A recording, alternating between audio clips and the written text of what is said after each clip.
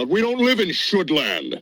Ah, Shoodland, where clean-cut kids cruise Shoodland Boulevard, and the Shoodland High football team gets their optimistic asses kicked by their crosstown rival, Reality Check Tech. Gentlemen, the lady before us goes by the name of Mikhaila Peterson. She is the daughter of Dr. Jordan B. Peterson. Yes, that Dr. Jordan B. Peterson, Professor Clean Your Room himself. A father figure to a ton of you guys out there. Completely unnecessary for me. I had my dad, but I respect everything, damn near everything that comes out of that man's mouth, because he always comes from a point of logic and reason and respect. And so thusly, it's nothing but love for Dr. Peterson. But his daughter is here for a very specific reason, boys. Regardless of who you are, regardless of how much wisdom you have to impart on the world, guys, I hate to break this to you, but your daughter is still a woman, okay? The way Western society has cultivated this culture of feminist hedonism,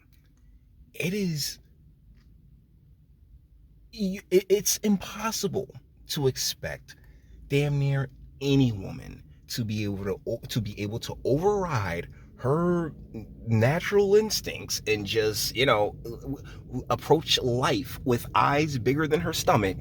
But here we are. Now, before we get the festivities started, yes, no pullout. I mean, easy. She can get it all day. You see that little ass mouth? I mean, my God, it's very, very...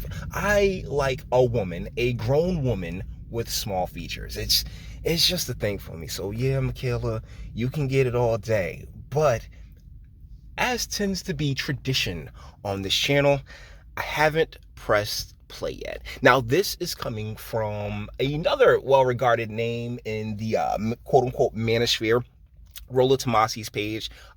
They had an interview together, and so we're just gonna it's not gonna take long, boys. I promise you, it will not take long. Lego. Okay, one, how do you know that if there is some sort of pattern about women finding God around the age of 29, how do you know that's not just a stage of brain development? And do you know what age it happens for men? I would pretty much gather that it's not so much brain development. I know that right up until about 21 years old, human beings' brains are developing right up until that point. Well, for men, it's 26. For women, 24. 24, 26. Women mature physically faster than men. Understood.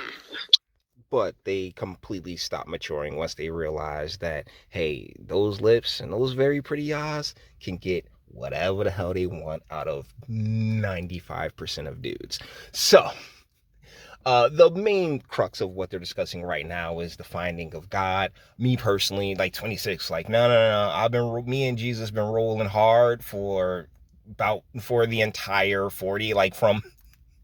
Like, once again, though, I came up in church, and so, experiences vary, but I've always felt a strong connection to the Lord and to God, and that's honestly how I can say that I've, been able to survive for so long. But yeah, this is, like, she's, you can hear in her tone how challenging she aims to be, right? Like, there's this hint, and it's in how short she's being. It is this hint of, like a lack of respect, or a bit of, we'll just be kind and call it a bit of an attitude. But let's continue.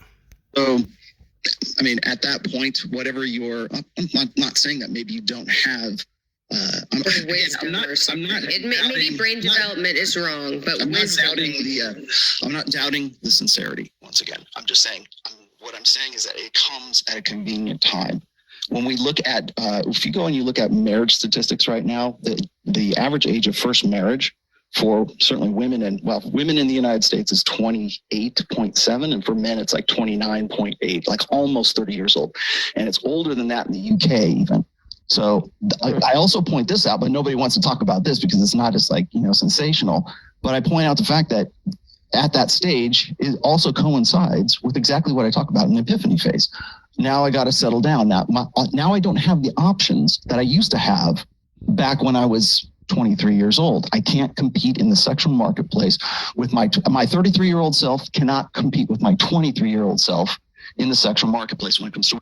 So just to keep everybody on board, the finding God part, it kind of coincides with wanting to settle down and have a family and really start that phase of life. And the statistics that he brought up, and one of the reasons I really can't stand statistics is because the first thing you learn in statistics class is that you can make statistics to say whatever the hell you want. So it is what it is. And as I've personally just given you through experience, my life it doesn't coincide that way, primarily because I witnessed, what a loving and great relationship was throughout the course of mine. So, experiences vary, but this really is just like the finding God part. It's all mushed together with the family and and buying a home and settling down and really starting to think about the future. Women, at least. And that is right around the time. Again, that's the point at which women say, "I want to." My biological clock is ticking. Right? You don't hear women complain about men being sort of infantile or wanting to, afraid of strong, threatened by strong, independent women. You don't hear women of 23 saying those things. I did. 33. I actually believe her. I mean, Rolo, all due respect, it's been starting earlier and earlier and earlier about how men are just, how we are, immature and unready. And in a lot of cases, in a lot of ways, we are. We're not particularly ready when we're younger to go and settle down. But women, they are, particularly at that age, which is why, something we discuss on this channel often is the life trajectory part, right? How men and women, our life trajectories, they somewhat intercede. And so an older man dealing with a younger woman at a biological level, just flatly right there, 39 and a 39-year-old male and a 25-year-old woman intersecting, that's not particularly a terrible thing, because they're both at that phase in life where, okay, yeah, let's start locking shit in. But, let's continue. And you hear them at 34, but you don't hear them when women are in the midst of their peak sexual agency in their lives. So when they get to a point where all the chips are down, that's when men aren't measuring up. I can't find an economically attractive man, and I can't find a guy who is, right with God, or I can't find a guy who wants to date and marry a single mother. It's not my fault. It's not my decisions. It's those guys who won't man up. It's those guys who won't take responsibility and absolve me of the consequences of my decisions that I made that are now coming into effect at 33 years old. Yeah, okay. So I completely understand where you're coming from, but I think you're lumping me into a category of women I don't exist in. And this is why I made the video.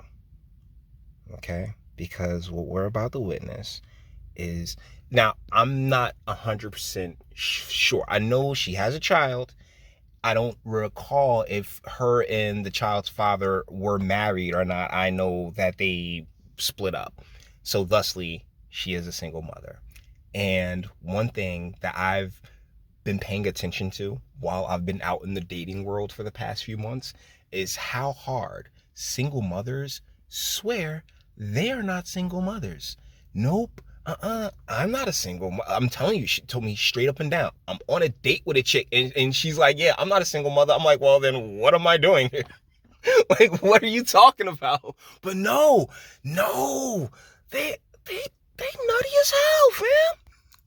I was complaining about men not wanting to get married when I was 21. Like, I've wanted a stable family, like I said, since I was 16. As for competing in the sexual marketplace, I understand I'm older, but that's not my issue, right? It kind of is, though. You having a kid, first and foremost, kind of is an issue. And secondly, like I said in the beginning of this video, I'd gut you like a prized trout. But there's a lot that comes along with you particularly once you have kids and all that other fun stuff. Like, it's not like, oh, all that shit cuts off the moment you and the dude split apart. No, like, you're not the fresh young face that you once were. Like, you're still a absolutely beautiful face, one that I would have no problem, like, looking up at me from a very specific angle. But But I mean, as far as, oh well, would you want to really sit there and invest in that? Like, because when we're talking about, marriage, and we're talking about investments, we're talking about, hey, like long-term planning and long-term goals. And unfortunately, to end up a single mother in the first place is a huge red flag that you don't make good life choices.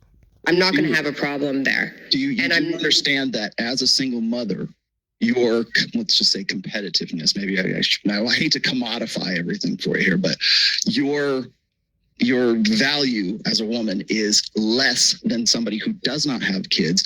And if you're looking at 20, you're soon to be 30 years old, if you're looking for that long-term relationship, which you've said you are, looking for a guy who's like at your age or older, the men who will be looking for what you're looking for aren't looking for you. They're looking for women who are much younger than you and who do not have kids. But here's the thing, Rolo. She believes that the sexual attention that she receives equates to love, equates to that desire. Like once again, women are delusional and think in loops, right? And so they can't, like if some, Giga Chad rolls up on her and is like, hey girl, you're going to be able to gut her and then keep it pushing. But in her mind, the way everything kind of weaves together, she weaves that want, that desire to actually build a life and want to, and actually want to do the forever thing with a boner. And ladies, these things are mutually exclusive. Acknowledge that. Do you understand that? Well, you seem to think that every woman is exactly the same. No, I think that if they're going to find commonalities for sure. Yeah, but I'm not the same kind of person that. Sorry, I couldn't help it. I'm not like them other girls. You aren't. You aren't, Mikhaila. You're not like those other girls. You're not a single mother. Hold on. She says something even more hilarious. As the woman you're talking about, I don't have an IQ of 100. I'm not a moron. I'm fairly. She's offended. She's so offended. Keep going. Okay. Nah, you no one said, hey, your dad's Dr. Jordan B. Peterson. No one doubts your intellect, right? But the thing about you, sweetheart, and it's a biological thing, is that your emotions will override your intellect happily without a sense stick there that you are bonded with, a bonded with sense stick there to dump some DNA in you and get you thinking back straight and get you off the emotional path. But nope, you're different. Active. I don't think I'm going to have an issue. And what I did decide, obviously this was a concern of mine, right? Mm-hmm. Like, clearly, single mom, that's not, no one's plan is that. Right? Really? No one's plan is that? I'm sorry. Man, these damn Canadians. I'm telling you, sweetheart, that's been the only plan for about 3-4 generations now. You see how much fun they having out there. Or you look on your Instagram and see all your single mom friends out there going on their trips and doing all this other stuff and leaving their kids every which way, and you wanted a piece of that.